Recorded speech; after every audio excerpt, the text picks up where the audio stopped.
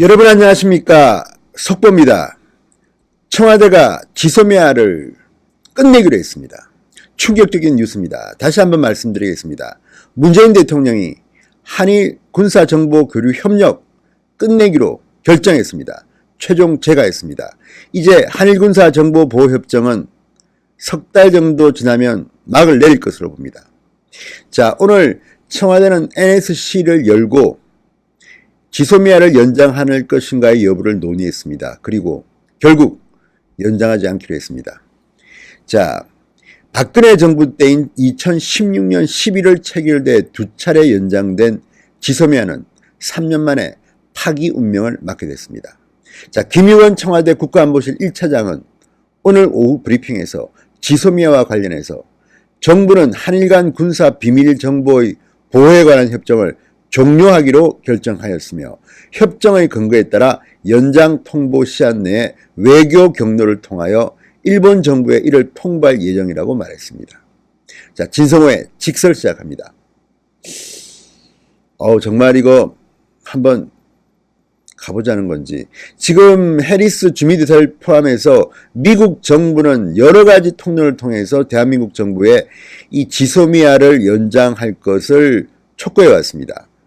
그런데 청와대가 어제까지만 해도 이런 기류는 아니었는데 전격적으로 종료하기로 결정했습니다. 자, 왜 이런 결정을 내린 걸까요? 지금 이 결정으로 가장 좋아할 사람은 누구겠습니까? 두 명이 저는 떠오릅니다. 한 명은 김정은입니다. 김정은은 문재인 대통령을 겁먹은 개 이렇게 막 욕을 하고 있지만 결국 지금 문재인 청와대가 하는 정책들은 다 김정은만 좋아할 일들입니다.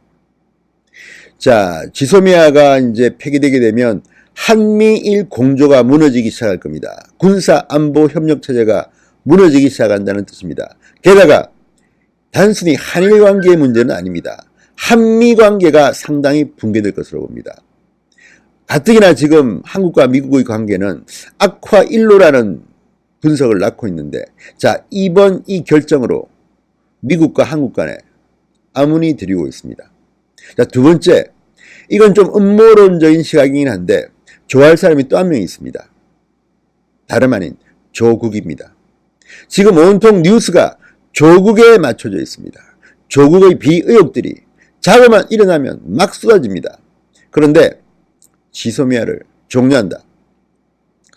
이거 다시 이제 한일 갈등 관계로 국면이 전환되면 뉴스 비중이 어떻게 될지 모르겠습니다. 일본 정부도 적잖이 당황했을 겁니다. 자, 우리가 이런 결정을 내림으로써 과연 누구 조라는 것인지. 지금 물론 90일 정도의 기간이 있기는 합니다만 굉장히 파격적인 충격적인 결정입니다. 자, 청와대는 오늘 오후 3시부터 국가안보회의 NSC 상임위원회를 열고 이 같은 결정을 했습니다. 정부는 23일 일본 측에 협정 종료를 서면으로 통보합니다. 그러면 협정 종료 통보 후 90일까지만 이 협정은 유효합니다. 그 뒤에는 끝납니다. 자, 협정 종료 통보 후 90일 동안 뭔가 사태의 반전이 있으면 모를까? 아니면 이제 지소미아는 끝나는 겁니다. 자, 김육은 차장은 일본 정부가 지난 8월 2일 명확한 근거를 제시하지 않고 한일 간 신뢰 훼손으로 안보상의 문제가 발생했다는 이유를 들어 수출무역관리령 별표 제3의 국가군 일명 백색 국가 리스트에서 우리나라를 제외함으로써 양국 간 안보 협력 환경에 중대한 변화를 초래한 것으로 평가했다. 이러한 상황에서 정부는 안보상 민감한 군사정보 교류를 목적으로 체결한 협정을 지속시키는 것이 우리의 국익에 부합하지 않는다고 판단했다. 이렇게 이유를 밝혔습니다. 그러니까 한일 간의 경제 마찰 때문에 지소미아를 파기하겠다는 건데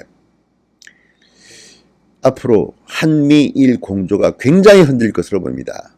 문재인 대통령은 NSC 상임위 종료 직후 이낙연 국무총리와 함께 상임위원들로부터 이 결정을 보고받고 1시간 동안 추가 토론을 한 뒤에 협정 종료 결정을 재가했습니다. 자, 문재인 대통령 감당할 수 있겠습니까? 정말 갈수록 우려만 증폭됩니다. 북한은 지금 박장대소하고 있을지 모르겠습니다. 김정은 주재로. 그리고 미국은 지금 굉장히 불쾌할 겁니다. 그렇게 설득했는데 문재인 대통령이 결국 이를 쳤구나 이런 생각할지도 모르겠습니다. 어쨌든 지소미아 앞으로 지켜봐야겠습니다. 분명한 것은 한일 관계뿐만 아니라 이제 한미 관계도 파국을 향해서 치달을 가능성이 높아졌다는 것입니다. 자, 이 문제에 대해서 심층 취재한 후속 보도 보여드리겠습니다. 오늘은 여기까지입니다. 진성호의 직설이었습니다. 여러분 감사합니다.